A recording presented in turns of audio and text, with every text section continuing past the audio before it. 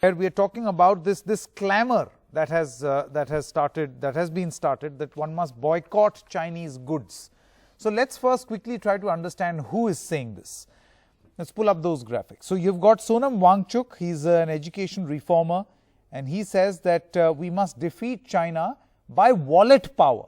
He says defeat China by wallet power. Then model turned actor Milan Soman, he deletes Chinese app TikTok from his phone, again in a way to put pressure that, we've got nothing to do with China, we'll hit back where it hurts the most financially.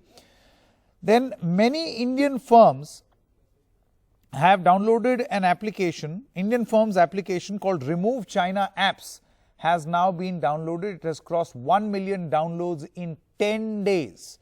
Now this, many people have started to download to remove any traces of China from their phone. It's another thing that many phones are manufactured in China. And then over 50 top apps on the Play Store, and you must know this, 50 top apps on the Play Store belong to China or originate from China. TikTok happens to be one of the most popular apps, again owned by China. By a Chinese company. TikTok is a legit source of income for several Indians, which must also be told over here. So lots of ways to look at this. The Prime Minister also in his Mann Ki Baat mentioned very briefly on how we must be self-reliant, and how perhaps he hinted, and it was reported widely, that he hinted that there should be a restriction, not a direct government control over imports, but we must not import what we do not need. To discuss this further, I've got Rajat Sethi. He is an economist and a political analyst. Aina Tengen, he's a political and economic affairs commentator based in Beijing. Dheeraj Jain is the co-founder of Redcliffe and partner of Redcliffe Capital. And Sanchita Mukherjee, a senior private wealth manager. Thank you so much, all of you all, for joining us. Rajat, let me begin with you and know your opinion. So on one hand, there is obviously this clamor leading. Mr. Sonam Wangchuk has led the way by saying that you must hurt China where it hurts the most, hit back with the wallet power. Do you think it is practical? Can we practically do this?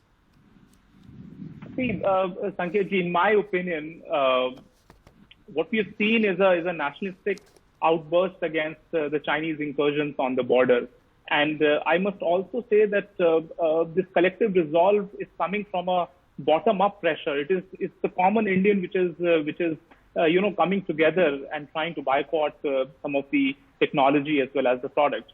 There has been a concerted effort to actually remove dependency on mobile phones, on smart mobile phones, and start manufacturing in India. So let me give you a statistic there.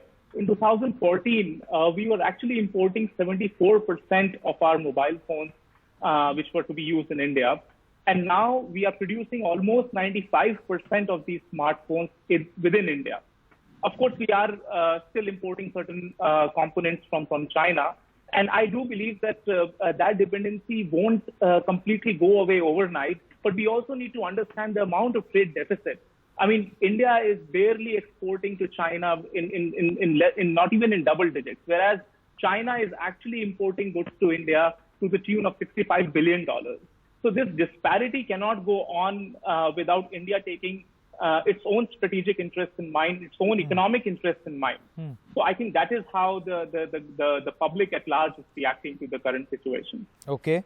Mr. Tangen, how do you look at this? I mean, as a political commentator, observed Beijing closely, observed how the world is operating at this moment. There is a great degree of exclusivity, economic exclusivity that is being practiced the world over. It's not just a clamor here in India, but all over the world. How do you look at this?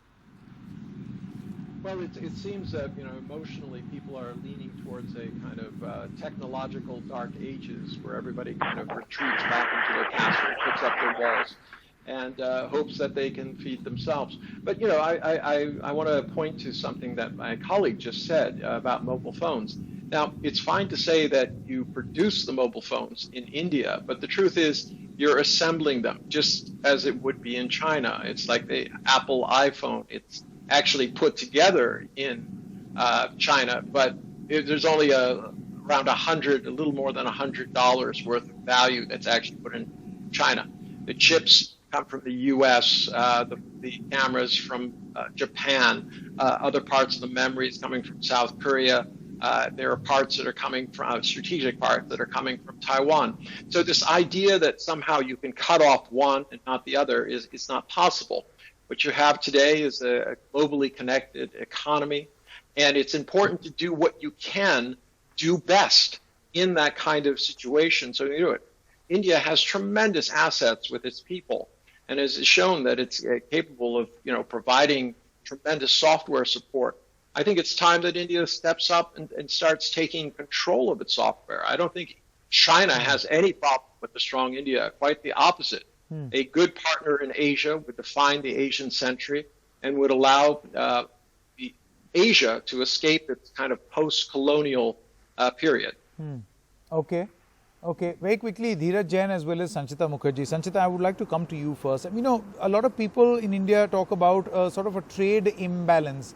What we import versus what we export. And this is a good time to fix that, perhaps. And I guess that's exactly what the Prime Minister seems to be mentioning in his Mann Ki Baat address. As a matter of policy, also, you look at our import bill. It also seems to be coming down from 429 billion in January 2020 to 317 billion in February. And of course, there is a trend that one can see. But what do you suggest? Is this the right way to do it, slowly, gradually, or should the response be emotional, an emotional trigger? No, it cannot be an emotional trigger because beyond the point, let's understand practical economies always win, right? Beyond nationalistic outbursts and emotional outbursts, I think I agree with what the government is trying to do, and I think more can be done in terms of focusing on the domestic companies. And let's understand, let's question ourselves. If you're talking about stopping all imports from China, then let's understand, why are we not there in cost effectiveness vis-a-vis the Chinese? Is it that one size fits all? We need to ask ourselves these questions. Is it land reforms? Is it labor reforms? Is it that our input costs are very high? Let's also understand, China is not a democracy, right? So they would not have minimum wage controls, whereas we would, because we operate in a democratic structure. So there are many things. So if one has to look at the government announced reforms, then I think it will be very beneficial if we go ahead and implement and execute those reforms in land, labor, focus more on domestic companies, import substitution, and all of that to make us more cost competitive before we get into any kind of but do you think that these reforms that have been announced as far as the self-reliant India reform and package initiative by the government, and the Prime Minister spoke to the CII saying that, trust me, getting growth back is not that difficult. The path to self-reliant India lies before the industry. Do you think that whatever you are saying is actually being done? See, these reforms have been announced from the point of view of strategic medium-term reforms. Right now, it's too early to comment whether it would have any impact in the short term. But when we are talking about boycotting Chinese products specifically, let's understand, we import a lot of capital goods, electrical machinery, mobile phones, components, intermediaries. So if you're looking at alternative and import substitution, we would definitely need to enact labor reforms, land reforms pronto for this to actually happen practically. Okay. Dheeraj is also with us. Dheeraj, let me come to you now. You've seen, from a person who is part of the industry, I'm sure you must be suffering exactly as everyone else is, bleeding because of this lockdown. But what about the road to recovery? Do you see great merit in what the Prime Minister seems to be suggesting, that self-reliance can be achieved and the path has been laid down? I think the overall strategy is good, but I think it's going to take some time before all of these things happen. I mean, we all are still in the lockdown. Even it's easing out, it's still, we're still discussing a plan, but I think the overall execution towards self-reliant is a long journey. And let's understand sector by sector. Pharmaceutical, we depend on China for imports of a lot of ingredients. For power equipment, we depend on China. For mobile phone, and everybody we've been listening we depend on China. We also depend on China on capital for startups, which is obviously a part of the economy which everybody want to focus and push more, because that's where your innovations come from. And if you look, 18 of the top Indian startups which have become unicorn, from Paytm to Ola to initial days of Flipkart, to every big large company and brand we work with or we part of it, is a Chinese money.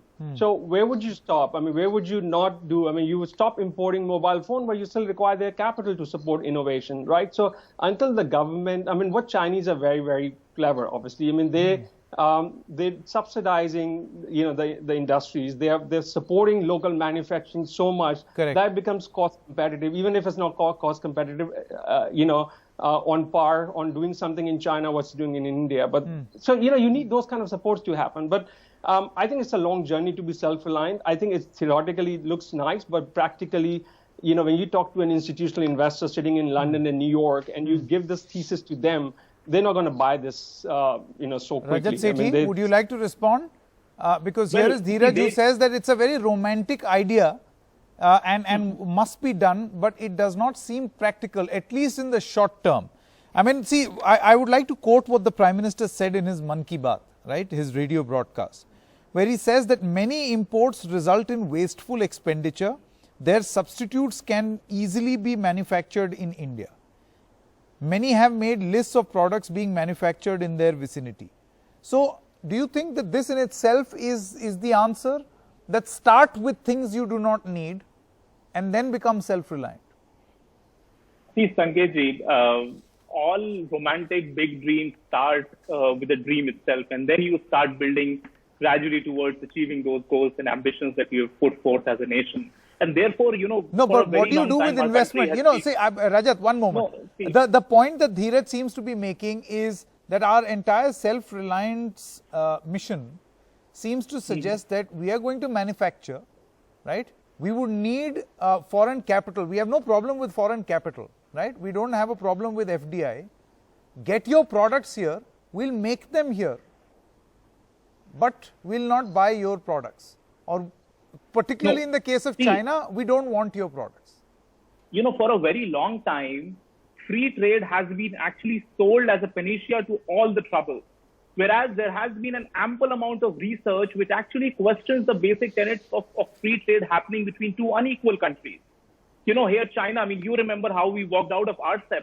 The kind of non-tariff barriers that China has in place to protect its own, industries and small nascent players is just mind-numbing. And they did not do anything about it, and they wanted to thrust this regional cooperation agreement on us. So therefore, the politicians of the day have to be cognizant as to what is our immediate interest. Immediate interest, if it is to protect the jobs of the local population, ensure that there is a robust growth, and all the reforms are provided for the industry to flourish, and as well as protecting some of the nascent industries when they are young, when they are trying to survive in the competitive atmosphere. Let me tell you, every country, including the US, who were the biggest champions of free trade, at least a decade back, they have also gone through post-war economic scenario has been about protection. Every country has gone through that route. Let us not forget that. And for a very long time in India, we have to spend for themselves. But we need to have a robust framework where the government comes out. Okay, so what is wrong? What is wrong to think along these lines and perhaps build what is required? Mr. Tangent, I want to know from you, if there is a feeling in India that fine, we are okay with investment, but we've got to build our own capacity. What is wrong in capacity building, in using your own resources to build your own thing and reduce your import bill essentially? Well, that's exactly what the Chinese government has been trying to do with its infrastructure initiatives. You don't build infrastructure in other places and start putting these industrial parks there if your idea is to manufacture only in your own country. quite frankly, I think part of the problem is that there's an amazing gap between rhetoric and reality between India and China. For instance, my colleague mentioned that there is no minimum wage in China and that they don't obey that. Well, that's not true at all. I've run businesses here, and good luck finding anybody at minimum wage. So, I mean, there's these feelings that are running high now, and I think China would encourage India to especially take a lot of industries that are no longer able to be done in China because of rising wages. There's no reason why India shouldn't absorb those and use those as a base for building its economy. This idea that somehow China wins if India loses is completely wrong. It's the other way around. Only with a strong partner, coexistence, a strong partner, can China throw off the yoke of what it believes is this kind of colonial attitude by Western nations that still want to kind of control it. Sanchita, you wanted to come in? Yes, I just want to respond to that. I just want to make a point that it'll be very unfair to try and emulate China's model in India because we are a very different country. And we're also very diversified from that point of view.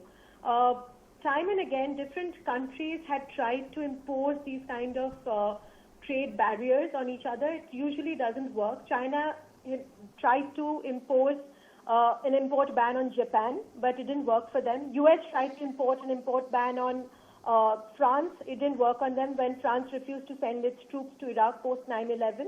What I'm trying to say is, instead of focusing on building the China model in India, which is very, very labor intensive, because the world nowadays is going towards automation. Yeah. A lot of automation and innovation and R&D.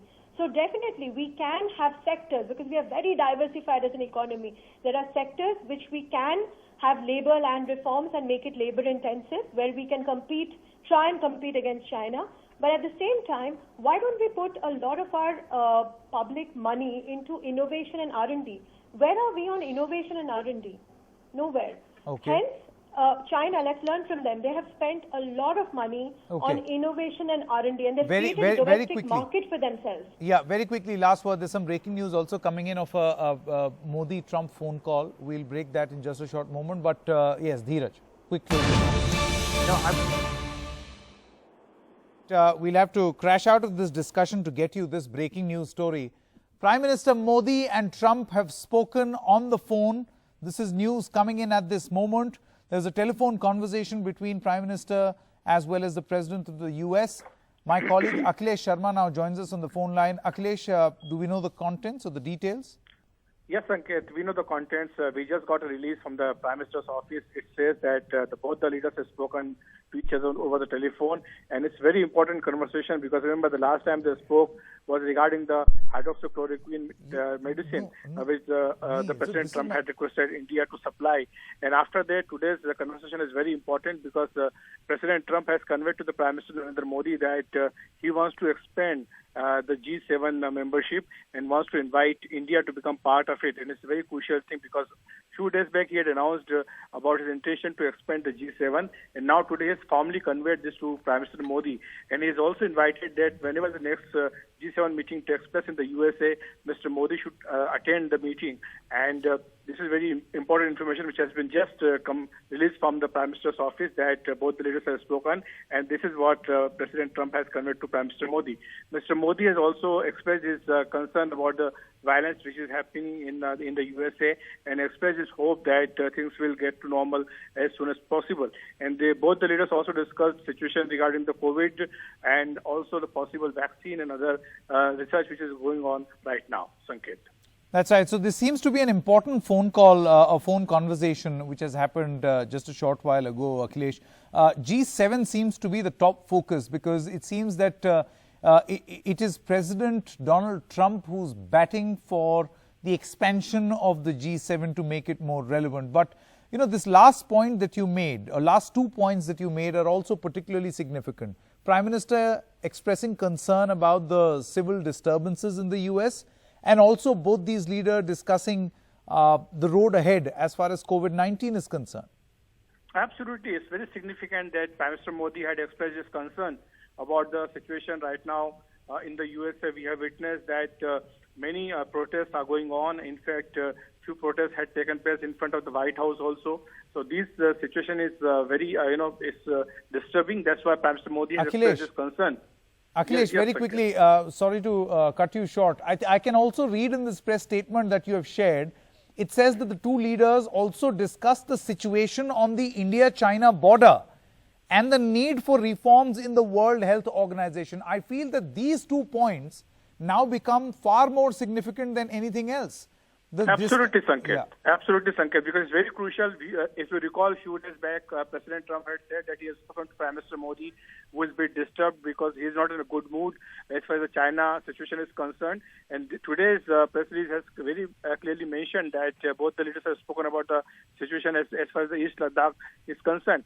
And also WHO, because India has been saying that there should be wider reforms in the WHO, and we know that the US has already distanced itself from the WHO. So these two are very crucial questions which have been also discussed. So overall, it's a very important telephone conversation which has just taken place in the evening. That's right. Now, do we know, I know it will be very difficult for you to gather this information just at this moment, but let me try my luck. Do we have any information of what was the nature of the conversation on the discussion of the situation on the India-China border? Because, so far, India has maintained a distance, saying that this is an issue that we can handle, bilaterally between India and China. And given the fact that Donald Trump volunteered to mediate between the two countries, this conversation becomes very important. Absolutely, Sanket. As you have mentioned correctly, that few days back, Donald Trump had tweeted an offer to mediate between India and China, and to which the Ministry of External Affairs has politely declined that, India and China, they are in touch, and there are various channels they have been talking through, like political and diplomatic and other strategic channels, the talks are being held right now to, sort out these issues.